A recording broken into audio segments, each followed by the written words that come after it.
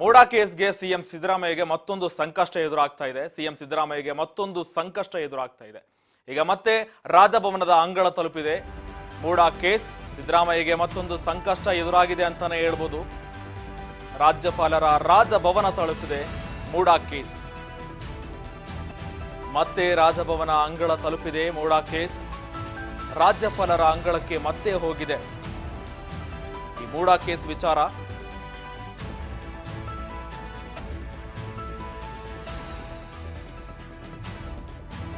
ಈಗ ಮತ್ತೆ ರಾಜ್ಯಪಾಲರ ಅಂಗಳಕ್ಕೆ ಬಿಜೆಪಿ ಹೋಗಿದೆ. ಈಗ ಮೂಡಾ ಕೇಸ್ಗೆ ಸಿಎಂ ಸಿದ್ದರಾಮಯ್ಯಗೆ ಮತ್ತೊಂದು ಶಾಕ್ ಕೊಡ್ತಾ ಇದೆ ಬಿಜೆಪಿ. ರಾಜ್ಯಪಾಲ ತಾವರ್ಚಂದ್ ಗೆಹ್ಲೋಟ್ಗೆ ಬಿಜೆಪಿ ಮತ್ತೆ ದೂರು ಕೊಟ್ಟಿದೆ. ಈಗ ದೂರು ಕೊಟ್ಟು ಬಿಜೆಪಿ ಮುಖಂಡ ಎನ್ಆರ್ ರಮೇಶ್ ಮೂಡಾ ಅಕ್ರಮ ಸಂಬಂಧವಾಗಿ ಮತ್ತೆ ರಾಜ್ಯಪಾಲರಿಗೆ ದೂರು ಕೊಟ್ಟಿದ್ದಾರೆ. ಸಿದ್ದರಾಮಯ್ಯ ಮತ್ತು ಬಸವನಗೌಡ ವಿರುದ್ಧ ತನಿಖೆಗೆ ಆಗ್ಲಿ ಅಂತ ಕೂಡ ಈಗ ಮತ್ತೊಮ್ಮೆ ರಾಜ್ಯಪಾಲರ ಅಂಗಳಕ್ಕೆ ಬಿಜೆಪಿ ಟೀಮ್ ಶಾಕ್ ಕೊಟ್ಟಿದೆ ಸಿದ್ದರಾಮಯ್ಯಗೆ. ಲೋಕಾಯುಕ್ತದವರು ರಿಲೀಫ್ ಕೊಟ್ಟಿದ್ರು. ಈ ಬೆನ್ನಲ್ಲೇ ಈಗ ರಾಜ್ಯಪಾಲರ ಅಂಗಳಕ್ಕೆ ಮತ್ತೊಮ್ಮೆ ಸಿದ್ದರಾಮಯ್ಯಗೆ ಸಂಕಷ್ಟ ಇಡೋದಕ್ಕಂತಾನೆ ಈಗ ರಾಜಭವನವನ್ನು ತಲುಪಿ ಬಿಜೆಪಿ ಮತ್ತೊಮ್ಮೆ ಗೆಹ್ಲೋಟ್ ಅವರಿಗೆ ದೂರು ಕೊಟ್ಟಿದ್ದಾರೆ. ರಾಜ್ಯಪಾಲ ತಾವರ್ಚಂದ್ ಗೆಹ್ಲೋಟ್ಗೆ ಬಿಜೆಪಿ ಮತ್ತೊಂದು ದೂರು ಕೊಟ್ಟಿದೆ. ಎನ್ಆರ್ ರಮೇಶ್ ಮತ್ತು ಮೂಡಾ ಅಕ್ರಮ ಸಂಬಂಧವಾಗಿ ತನಿಖೆಗೆ ಕೊಡಿ ಅಂತ ಈಗ ಸಿದ್ದರಾಮಯ್ಯ ಮತ್ತು ಬಸವನಗೌಡ ವಿರುದ್ಧ ತನಿಖೆಗೆ ಕೊಡಿ ಅಂತ ಮತ್ತೊಮ್ಮೆ ಸಿದ್ದರಾಮಯ್ಯ ವಿರುದ್ಧ ಸಿಎಂ ವಿರುದ್ಧ ಮತ್ತೊಮ್ಮೆ ರಾಜ್ಯಪಾಲರ ಅಂಗಳಕ್ಕೆ ಬಿಜೆಪಿ ದೂರು ಸಲ್ಲಿಕೆ ಮಾಡಿದೆ. ಮೈಸೂರಿನ ಕೆಸರೆ ಗ್ರಾಮದ ಜಮೀನಿಗೆ ಸಂಬಂಧಪಟ್ಟಂತೆ ಮೈಸೂರು ನಗರಾಭಿವೃದ್ಧಿ ಪ್ರಾಧಿಕಾರದ ಮೂಡಾದಲ್ಲಿ ಏನು ನಡೆದಿದೆ ಎನ್ನಲಾದ ಹಗರಣ ಮತ್ತು ಆರೋಪ ಏನಿತ್ತು ಈ ವಿಚಾರಕ್ಕೆ ಸಂಬಂಧಪಟ್ಟಂತೆ ತನಿಖೆ ನಡೆಸಿದ ಲೋಕಾಯುಕ್ತದವರು ಸಿದ್ದರಾಮಯ್ಯಗೆ ಕ್ಲೀನ್ ಚೀಟ್ ಕೊಟ್ಟಿದ್ರು. ಆದರೆ ಮೂಡಕ್ಕೆ ಸಂಬಂಧಿಸಿದ ಮತ್ತೊಂದು ಹಗರಣದಲ್ಲಿ ಈಗ ಸಿದ್ದರಾಮಯ್ಯಗೆ ಸಂಕಷ್ಟ ಎದುರಾಗಿದೆ ಅಂತಾನೆ ಹೇಳ್ಬೋದು. ಈಗ ಮೂಡಾ ಆಸ್ತಿಯ ಅಕ್ರಮ ಡಿನೋಟಿಫಿಕೇಶನ್ ಸಂಬಂಧ ಸಿದ್ದರಾಮಯ್ಯ ಹಾಗೂ ಬಸವನಗೌಡ ವಿರುದ್ಧ ತನಿಖೆಗೆ ಅನುಮತಿ ನೀಡಬೇಕಂತ ಈಗ ಬಿಜೆಪಿ ಮುಖಂಡ ಎನ್ಆರ್ ರಮೇಶ್ ರಾಜ್ಯಪಾಲ ತಾವರ್ಚಂದ್ ಗೆಹ್ಲೋಟ್ ಅವರಿಗೆ ಪತ್ರ ಬರೆದಿದ್ದಾರೆ. ನೋಡ್ತಾ ಇರ್ಬೋದು ನೀವು. ಏನಿದು ಹೊಸ ಮೂಡಾ ಪ್ರಕರಣ ಅಂತ ನೋಡೋದಾದ್ರೆ, ವಿಜಯನಗರದ 2ನೇ ಹಂತದ ಬಡಾವಣೆ ನಿರ್ಮಾಣ ಮಾಡೋದಕ್ಕಾಗಿ ಮೈಸೂರು ನಗರಾಭಿವೃದ್ಧಿ ಪ್ರಾಧಿಕಾರ ಮೈಸೂರಿನ ಹಿಣಿಕಲ್ ಗ್ರಾಮದ ಸರ್ವೆ ನಂಬರ್ 70/4ರ ಎ ಜಾಗವನ್ನ ಸ್ವಾಧೀನಪಡಿಸಿಕೊಂಡಿತ್ತು. ಆ ಭೂಮಿಯನ್ನ ಡಿನೋಟಿಫಿಕೇಶನ್ ಮಾಡುವಲ್ಲಿ ಮುಖ್ಯಮಂತ್ರಿ ಸಿದ್ದರಾಮಯ್ಯ ಕಾನೂನು ಉಲ್ಲಂಘನೆ ಮಾಡಿದ್ದಾರೆ ಅಂತ ಈ ದೂರಿನಲ್ಲಿ ಉಲ್ಲೇಖ ಮಾಡಿದ್ದಾರೆ. ಇದಲ್ಲದೆ ತಮ್ಮ ಅಧಿಕಾರವನ್ನ ದುರ್ಬಳಕೆ ಕೂಡ ಮಾಡಿಕೊಂಡಿದ್ದಾರೆ. ಇದು ಭ್ರಷ್ಟಾಚಾರವಾಗಿದೆ ಎಂದು ರಾಜ್ಯಪಾಲರಿಗೆ ಈ ದೂರಿನಲ್ಲಿ ರಮೇಶ್ ಉಲ್ಲೇಖಿಸಿದ್ದಾರೆ.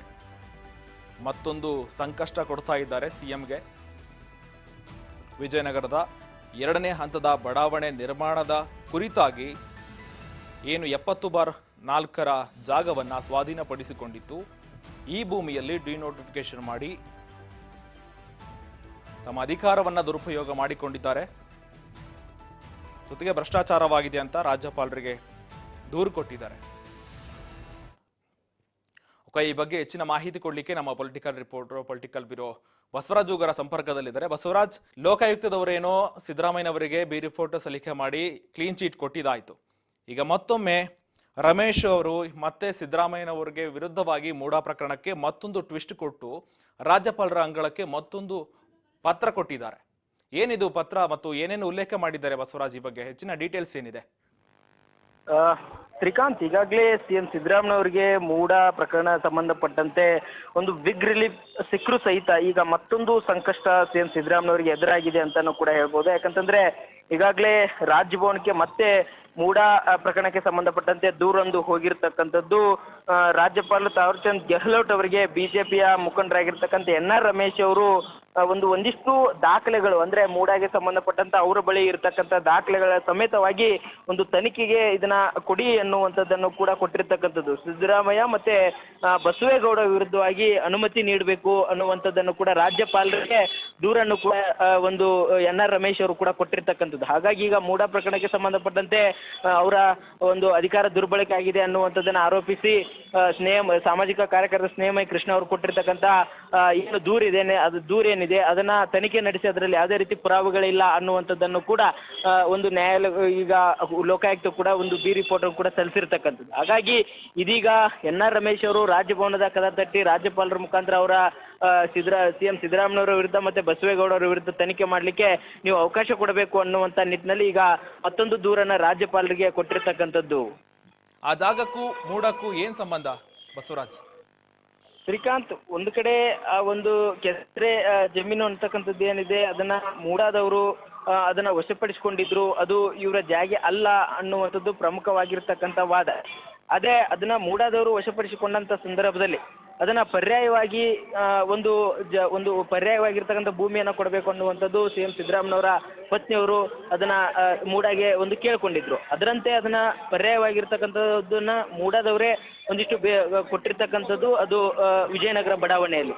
ಅದೇ ಈಗ ದೊಡ್ಡ ಮಟ್ಟಿಗೆ ಚರ್ಚೆಗೆ ಗ್ರಾಸವಾಗಿರ್ತಕ್ಕಂಥದ್ದು. ಅಂದ್ರೆ ಅವರ ಭೂಮಿಯ ಬೆಲೆಗೂ ಮತ್ತೆ ಈಗ ಪ್ರತಿಷ್ಠಿತ ಬಡಾವಣೆಯಲ್ಲಿ ಇರ್ತಕ್ಕಂಥ ಒಂದು ಬೆಲೆಯೂ ಕೂಡ ಅಜಗಜಾಂತರ ವ್ಯತ್ಯಾಸ ಇರುವಂಥದ್ದು. ಹಾಗಾಗಿ ಈ ರೀತಿಯಾಗಿರ್ತಕ್ಕಂಥ ದೊಡ್ಡ ಮಟ್ಟದಲ್ಲಿನ ಬಡಾವಣೆ ಕೊಡ್ಲಿಕ್ಕೆ ಹೇಗೆ ಸಾಧ್ಯ? ಇದು ಸಿಎಂ ಸಿದ್ದರಾಮಯ್ಯನವರ ಒಂದಿಷ್ಟು ಹಸ್ತಕ್ಷೇಪ ಇರುವಂಥದ್ದು, ಅಧಿಕಾರ ದುರ್ಬಳಕೆ ಆಗಿದೆ ಅನ್ನುವಂಥದ್ದೇ ಪ್ರಮುಖವಾಗಿರ್ತಕ್ಕಂಥ ಆರೋಪ. ಹಾಗಾಗಿ ಇದು ಸಮಗ್ರವಾಗಿರ್ತಕ್ಕಂಥ ತನಿಖೆ ನಡೆಸಿದ್ದಕ್ಕೂ ತನಿಖೆ ಆದ್ಮೇಲೆ ಇದು ಗೊತ್ತಾಗುತ್ತೆ ಅನ್ನುವಂಥದ್ದು ಒಂದಿಷ್ಟು ಈಗ NR ರಮೇಶ್ ಅವರ ವಾದ.